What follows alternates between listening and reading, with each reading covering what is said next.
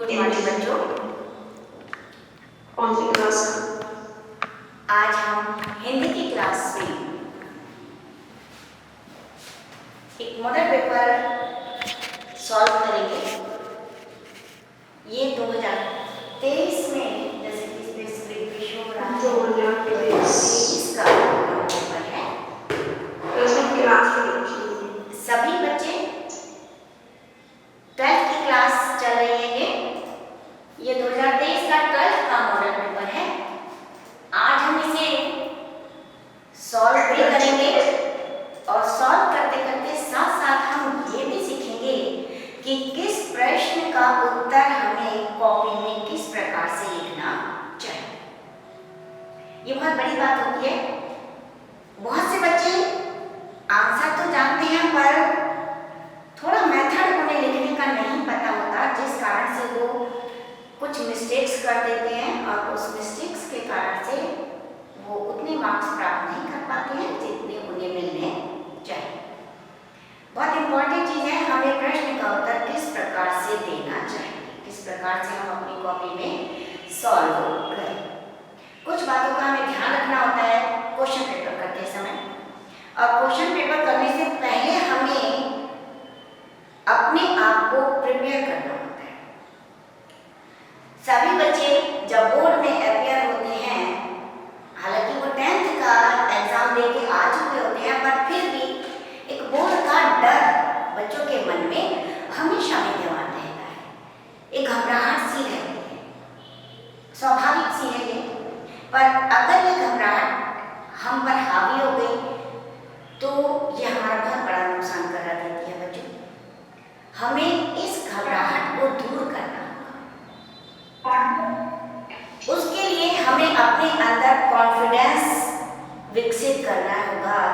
अगर हमें अपनी तैयारी पर पूरा कॉन्फिडेंस है तो डरने की कोई आवश्यकता नहीं, डरना नहीं चाहिए।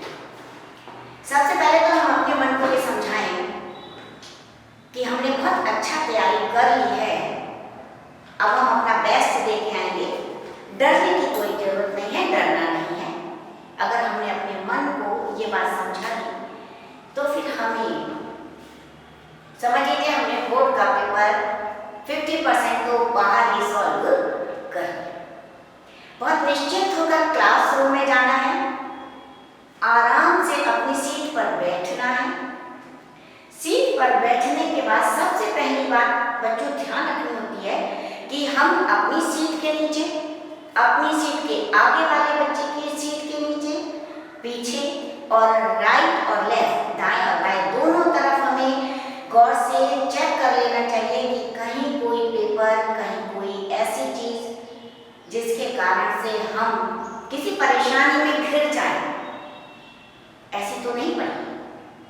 यदि पड़ी है तो तुरंत जो आपके क्लास में इन्विजिलेटर है उन्हें सूचित कीजिए, और अभी अगर इन्विजिलेटर अभी नहीं आए हैं तो आप तुरंत उसे उठाकर बाहर डस्टबिन में थ्रो कर दीजिए। अब आपके निश्चिंतता से बैठिए, लंबी और गहरी सांस लीजिए, अपने मन को शांत कीजिए। कोई डर नहीं, कोई भय नहीं, कॉपी आपके पास आएगी। बहुत ही शांत मन से लिखना प्रारंभ करें। ठीक है बच्चों, इस तरह से आप अपने आप को तैयार करेंगे। और ये थोड़ी सी प्रिपरेशन आप अपने क्लासरूम में भी कर सकते हैं, अपने घर पे भी कर सकते हैं। इस तरह से अगर आप 1-2 बार प्रैक्टिस करेंगे ना घर पे भी बैठ के, तो आपको बहुत सुकून भी मिलेगा और एक डर जो है वो आप अपने मन से निकाल पाएंगे। अब आते हैं हम, हमारे पास कॉपी आ गई, हमारे पास पेपर आ गया। अब हमें स्टार्ट करना है एग्जाम लिखने। बच्चों सबसे पहले तो जो पेपर में निर्देश दिए होते हैं, जैसे कि ऊपर लिखे हुए हैं कि प्रारंभ में 15 मिनट परीक्षार्थियों को प्रश्न पत्र पढ़ने के लिए निर्धारित है। यानी हमारा जो क्वेश्चन पेपर है वो हमें 3 घंटा 15 मिनट उसके लिए हमें मिलेंगे। 15 मिनट हमें बहुत आराम से क्वेश्चन पेपर को शुरू में पढ़ लेना है, क्योंकि क्वेश्चन पेपर में बच्चों कई जगह ऑप्शंस आते हैं।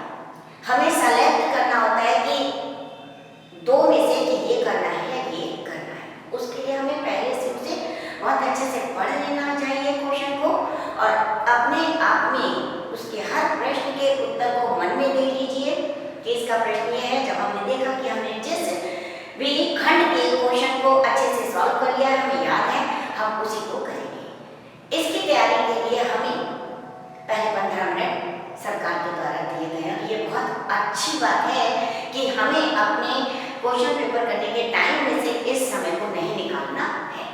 आराम से 15 मिनट बहुत होती है बच्चों। 15 मिनट से कम टाइम में ही हम अपने क्वेश्चन पेपर को अच्छे से पढ़ सकते हैं। शांत मन से कॉपी पे लिखने के पश्चात कवर पेज को कंप्लीट करिए, अपने हाशिया कीजिए, जहाँ जहाँ आपको लिखना है कॉपी में दोनों तरफ लाइन कीजिए। उसके बाद पेपर को लेकर बहुत ध्यान से पढ़ना शुरू कीजिए। अब स्टेप बाय मैं आपको बताती जाऊंगी कैसे कैसे आपको सेलेक्ट करना है। हमारा क्वेश्चन पेपर जब आगे हम इसको करेंगे, एक एक क्वेश्चन को पढ़ने के बाद जहाँ पर अथवा करके दो ऑप्शन हमारे को दिया है, इसमें से ये कीजिए या ये कीजिए, उसमें सिलेक्शन कीजिए। पर इस बात का ध्यान रखेंगे क्वेश्चन पेपर में कहीं निशान नहीं लगाना। क्वेश्चन पेपर में यदि आपको पेन चलाना है तो केवल दो जगह, एक क्रमांक आप लिखेंगे, एक अपना नाम लिखेंगे, बस। कहीं कोई पॉइंट, कहीं कोई राइट का निशान, और भूल कर भी पेंसिल से भी क्वेश्चन पेपर पर जैसे बच्चे करते हैं ना, बच्चे अनभिज्ञता में क्या करते हैं, जैसे वस्तुनिष्ठ क्वेश्चन है, इसका उत्तर ये हमने निशान लगा लिया कि इधर भूल ना जाए। ये नहीं करना बच्चों, ये आपके चीटिंग में आ जाएगा। अगर फ्लाइंग ने पकड़ लिया, लेजिस्लेटर ने पकड़ लिया, तो वो आपको समझेगा कि ये आपने नकल करी है, आपको क्वेश्चन पेपर नहीं आता है, आपने किसी बच्चे से पूछकर निशान लगा लिए हैं, और बेवजह ही आपके लिए मुसीबत खड़ी हो जाएगी। वो क्वेश्चन पेपर आपके साथ नकल कर देंगे, और जब हम नकल में पकड़े जाते हैं बच्चों, तो आप जानते हो कि 3 साल हमारे बर्बाद होते हैं। इसलिए हम कोई भी ऐसा कार्य नहीं करेंगे जिससे हमारे लिए कोई परेशानी खड़ी हो। कहीं भी कोई निशान नहीं लगाएंगे, कुछ लिखेंगे नहीं अपने क्वेश्चन पेपर पे। जो लिखना है अपने दिमाग में लिखना, अपने मन में सोचना है, और ऐसा नहीं है हम इतनी जल्दी भूल जाए। मन में सोचिए, और जब पूरा पेपर आप एक बार मन में सॉल्व कर ले, तब धीरे से 15 मिनट बाद अपना क्वेश्चन पहला प्रश्न लिखना प्रारंभ कीजिए। यहाँ क्वेश्चन करने से पहले मैं आपको एक बात और बता दूं, क्वेश्चन पेपर करने के कुछ एक नियम होते हैं, कुछ एक बातें होती हैं जिन्हें ध्यान यदि हम अपने ध्यान में रखें तो बच्चों हम बहुत अच्छे मार्क्स प्राप्त कर सकते हैं। जल्दी से जो मेरे दिमाग में आ रही है उसमें 2-3 बातें मैं आपको बता दूं।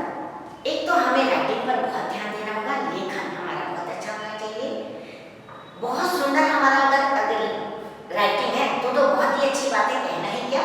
यदि बहुत अच्छी भी राइटिंग नहीं है, मीडियम हमारी राइटिंग है, तो भी हमें डरने की कोई आवश्यकता नहीं है। केवल लिखने पर हम ध्यान दें, त्रुटि ना करें, कटिंग करते समय ध्यान दें। यदि कुछ हमसे गलती हो गई है तो हम उसे बहुत इस तरह से करके, मतलब बुरी तरह से उसे नहीं हमें मिटाना है, मिटाने की कोशिश करनी है, फाइनल बिल्कुल नहीं लगाना है, समझ गए ना।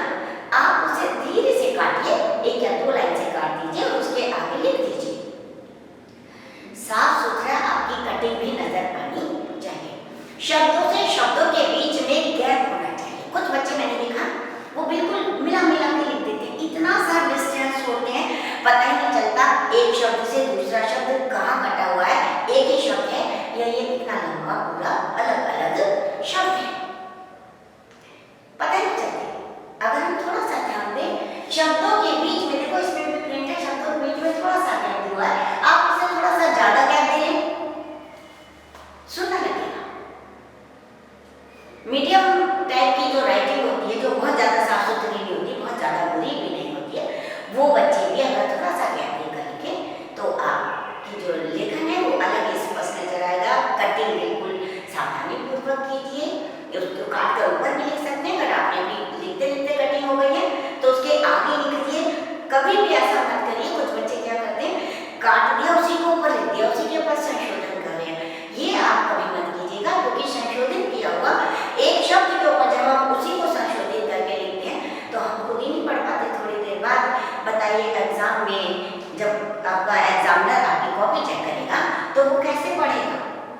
सही शब्द आपने कर दिया परंतु उसको पता नहीं चल रहा तो हम मार्क्स खो देते हैं। तो इन बातों का हमें ध्यान रखना चाहिए। और थोड़ी बातें तो मुझे क्वेश्चन पेपर सॉल्व करते समय बीच बीच में याद आएंगी, मैं आपको बता दूंगी। साफ सुथरी राइटिंग का हमें ध्यान रखना है। जिन बच्चों की राइटिंग बहुत अच्छी है वो उनका फर्स्ट पेज ही इतना प्रभाव उत्पादक होता है कि वो बहुत अच्छे मार्क्स प्राप्त कर लेते हैं। अगर हम लिखते समय कटिंग का और राइटिंग में शब्दों के डिस्टेंस का ध्यान रखें तो बच्चों हम बहुत अच्छे मार्क्स प्राप्त कर सकते हैं। और एक मोस्ट इम्पॉर्टेंट बात जो हमें हमेशा ध्यान रखनी चाहिए कि जिस क्रम में क्वेश्चन पेपर में क्वेश्चंस दिए हुए हैं हमें आंसर की शीट में यानी अपनी उत्तर पुस्तिका में उसी क्रम में आंसर देने की कोशिश करनी चाहिए। विशेषकर ये हमें उन प्रश्नों में तो बहुत ज्यादा ध्यान देना चाहिए जिन प्रश्नों में वस्तुनिष्ठ क्वेश्चंस होते हैं। वस्तुनिष्ठ यानी जिसमें एक क्वेश्चन होता है और 4 ऑप्शन होते हैं। एक ऑप्शन उसमें सही होता है जो हमें सेलेक्ट करना होता है। जैसे कि आपके स्क्रीन पे आपको नजर आ रहा होगा पहला ही क्वेश्चन वस्तुनिष्ठ क्वेश्चन है। इसमें 4 ऑप्शन दिए गए हैं, 4 में से एक ऑप्शन हमारा सही है। इस तरह के जो प्रश्न होते हैं उन्हें करने में हमें सावधानी का प्रयोग करना चाहिए कि एक जैसे पहला प्रश्न इसमें का खा गा घा रंगा यानी ये 3 तो 5 हमारे क्वेश्चन है। इन 5 को हम उत्तर नंबर 1 डालकर ई के स्थान पे करेंगे। कुछ बच्चे क्या करते हैं एक याद है तो यहाँ कर दिया, फिर दूसरा क्वेश्चन कर दिया, फिर याद आया कि उसका सेकंड का खा का ये उत्तर था वहां दूसरा कर दिया। इस तरह की प्रवृत्ति छोड़ दीजिए। अभी मैं आपको लिखने का मेथड भी बताऊंगी। हमारा जो क्वेश्चन पेपर है हिंदी का ये 2 खंडों में विभाजित होता है और दोनों खंडों के सभी प्रश्न करने अनिवार्य होते हैं, यानी हमें कोई प्रश्न नहीं छोड़ना है। अब आप डर रहे होंगे कि इतने सारे प्रश्न हम कैसे करेंगे, तो उन प्रश्नों में मैं आपको बता दूं प्रश्न भले ही बहुत होते हैं पर अधिकांश प्रश्नों में आपको ऑप्शन मिलते हैं।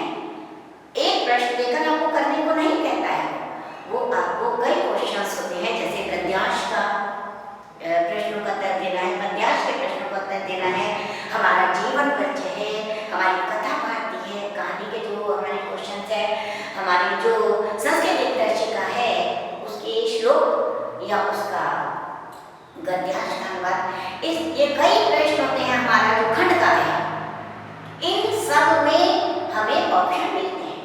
कम से कम वो 2 प्रश्न देगा और एक करने के लिए आपको देखा चॉइस हमें अच्छी खासी मिल जाती है बशर्ते हमने अपनी पुस्तकों को बहुत अच्छे से पढ़ा हो, तैयारी हमें बहुत अच्छे से हुई हो, तो इतना हमें मटेरियल मिल जाता है कि हमें अपना याद किया हुआ हम उसमें से कर सकें। चलिए शुरू करते हैं। क्वेश्चन पेपर सॉल्व भी नहीं करेंगे, क्वेश्चन पेपर लिखने का मेथड भी जानेंगे। जैसे पहला प्रश्न है, पहले प्रश्न में 5 ऑप्शन दिए हुए हैं। देखिए का खा गा घा और अंगा सबको दिख रहा होगा बच्चों, ध्यान से देखेंगे। पहला प्रश्न है डॉक्टर हरजारी प्रसाद द्विवेदी निबंधकार है किस युग के? 4 ऑप्शन दिए हैं, शुक्ल युग के, भारतीय युग के, शुक्लोत्तर युग के, द्वितीय युग के। हरजारी प्रसाद द्विवेदी क्योंकि शुक्लोत्तर युग के थे इसलिए निबंधकार किस युग के होंगे? शुक्लोत्तर युग के। तो अब इसका आंसर है थर्ड वाला। अब देखो इसको लिखने के 2 मेथड। एक तो हम पूरा प्रश्न उतारते हैं हरजारी प्रसाद द्विवेदी। जैसे प्रश्न हमारा ये है प्रश्न नंबर 1, खाली लाइन छोड़ दीजिए, उत्तर 1 मत लिखिए, का क्योंकि का खा गा क्या है, जिस ऑप्शन में वो दिया होता है उसी ऑप्शन पे हम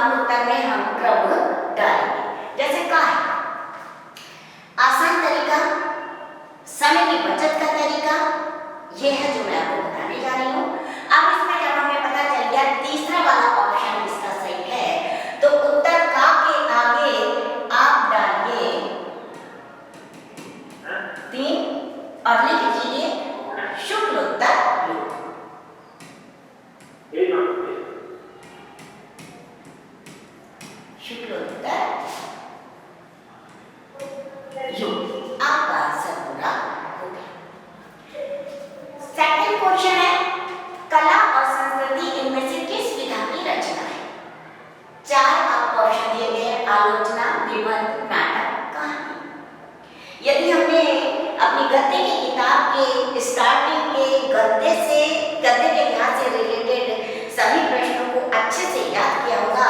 तो हमने उसमें पढ़ा है कि कला और संस्कृति निबंध है, निबंध है।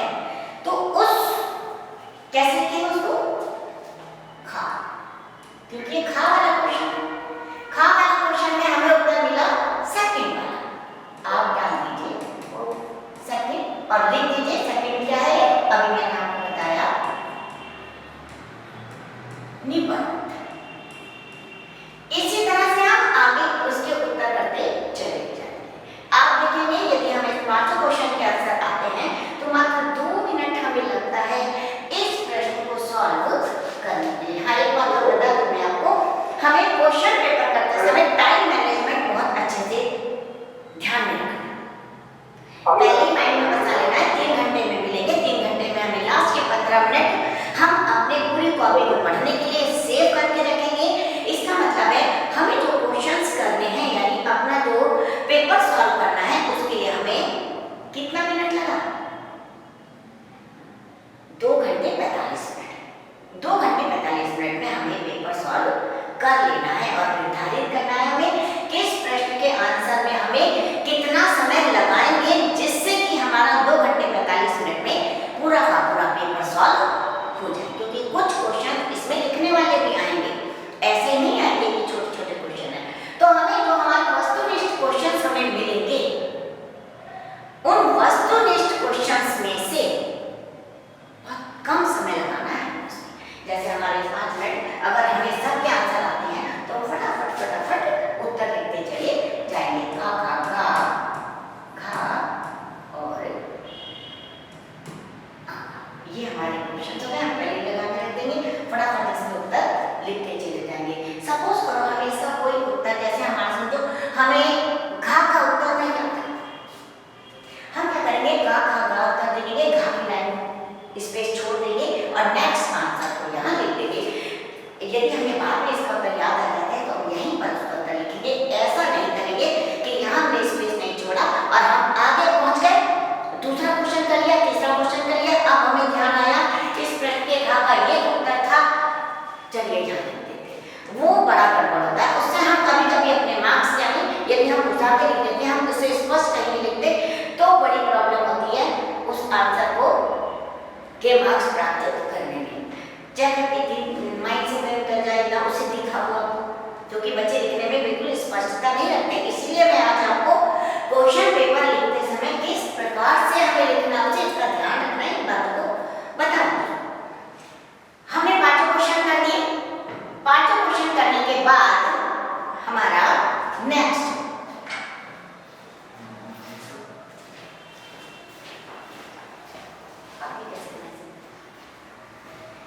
पेज पढ़ लेंगे।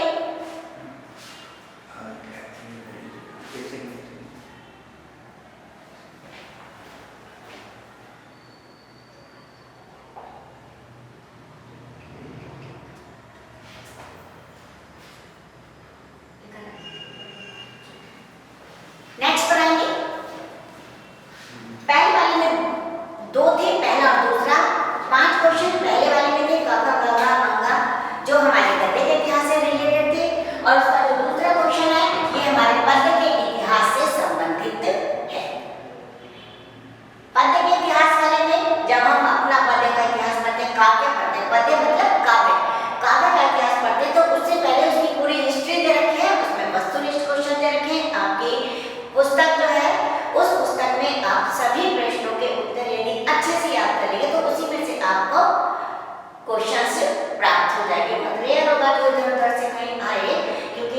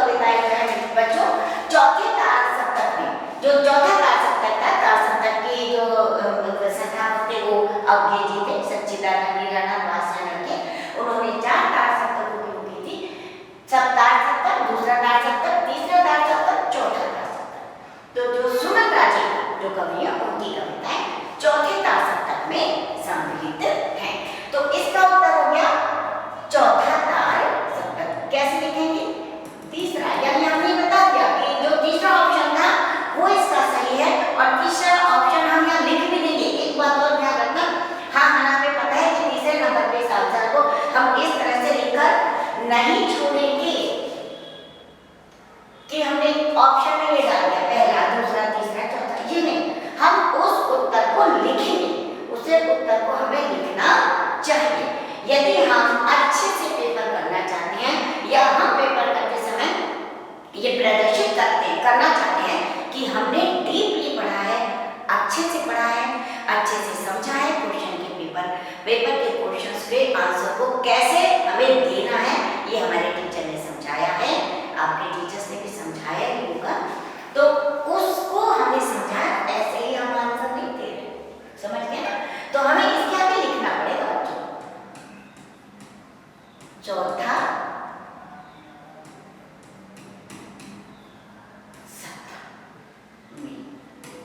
समझ गए? इसमें नेक्स्ट वाला क्वेश्चन है, जगन्नाथ दास रत्नाकर की कृति गणी है। इसमें चार ऑप्शन दिए, समालोचना, दर्श, श्रृंगारलहरी, विरासत और अर्थकीला फूल।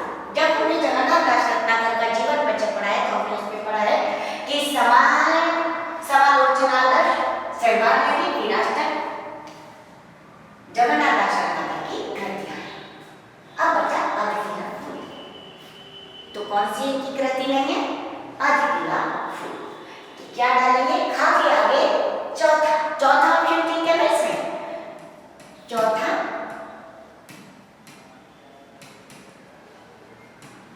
अर्थकीला फूल। नेक्स्ट है सुमित्रा नंदन पन्त को साहित्य अकादमी पुरस्कार मिला। बच्चों, सुमित्रा नंदन पन्त का जब हम जीवन परिचय पढ़ते हैं तो उसमें लिखा हुआ है कि कला और बूढ़ा चांद पर उन्हें साहित्य अकादमी पुरस्कार प्राप्त हुआ था। बहुत सारे प्रश्नों तो हमें जो जीवन परिचय हम याद करते हैं लेखकों और कवियों के, उनसे ही हमें निकल कर आ जाते हैं। जैसे ये प्रश्न का उत्तर हमें इनके जीवन परिचय में मिल गया। गद्य का इतिहास या पद्य का इतिहास पढ़ने की आवश्यकता नहीं पड़ी। तो इस प्रश्न का उत्तर क्या है? कला और बूढ़ा चांद। गा के आगे हम लिख देंगे ऑप्शन नंबर 2 कला और बूढ़ा चांद। ऑप्शन नंबर 2 कला और बूढ़ा चांद। एक बात और, जब हम इसमें से देख के आंसर लिख रहे होते हैं तो ध्यान से लिखना चाहिए, हमें कहीं भी स्पेलिंग मिस्टेक नहीं होने देनी, क्योंकि उत्तर हमारे सामने लिखा हुआ है, हम उसमें से देख कर लिख लेंगे तो कोई प्रॉब्लम नहीं आएगी। अपने आप लिखें, कोई मात्रा इधर की उधर लगा दें, क्योंकि बच्चे बहुत जल्दी में होते हैं, वो लिखने के बाद चेक नहीं करते हैं। चेक करेंगे 15 मिनट क्लास जब उन्हें मिलेंगे, अगर नहीं मिले किसी वजह से तो चलेगा, काम भी रह जाता है। तो हमें ध्यान रखना चाहिए जब हम इस तरह के आंसर्स को अपनी उत्तर पुस्तिका पे लिख रहे हैं तो हमें ध्यान देना चाहिए कि वो शब्द किस तरह से लिखा हुआ है। सभी बच्चों को समझ में आ रहा होगा कि क्वेश्चन कैसे देने चाहिए। अब आया प्रश्न नंबर खा, इनमें से कौन सी काव्य कृति रामधारी सिंह दिनकर की है? कौन सी काव्य कृति रामधारी सिंह दिनकर की है? बच्चों, इसमें चक्रवाल, जो चक्रवाल है वो रामधारी सिंह दिनकर द्वारा लिखा हुआ है। इस लेखा का आंसर है ऑप्शन नंबर 1 चक्रवाल। नेक्स्ट है धर्म तथा ईश्वर के प्रति अनास्था आधुनिक काल के किस युग की प्रवृत्ति है? धर्म तथा ईश्वर के प्रति अनास्था आधुनिक काल के किस युग की प्रवृत्ति है? ये है प्रगतिवाद युग। प्रगतिवाद युग, इसका ऑप्शन सेकंड है, सेकंड प्रगतिवाद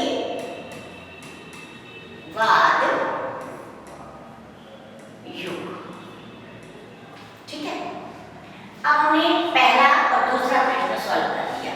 अगर आप इस तरह से प्रश्नों का उत्तर लिखते हैं पहले दूसरे में तो हम मात्र ज्यादा से ज्यादा की अगर टाइम लगा तो 5 मिनट। हालांकि अगर आपको सारे आंसर आते हैं तो आपको 3 या 4 मिनट में आप लिखोगे। लिखते समय जितना टाइम लग रहा है बस ये आपको एक एक शब्द में लिखना है, पर ध्यान से इसी ढंग से आप क्वेश्चन कीजिए, आपका समय बच जाएगा। बहुत से बच्चे क्या करते हैं, पूरा का पूरा प्रश्न उतारते हैं, ऑप्शन उतारते हैं, फिर उस पर टिक लगाते हैं।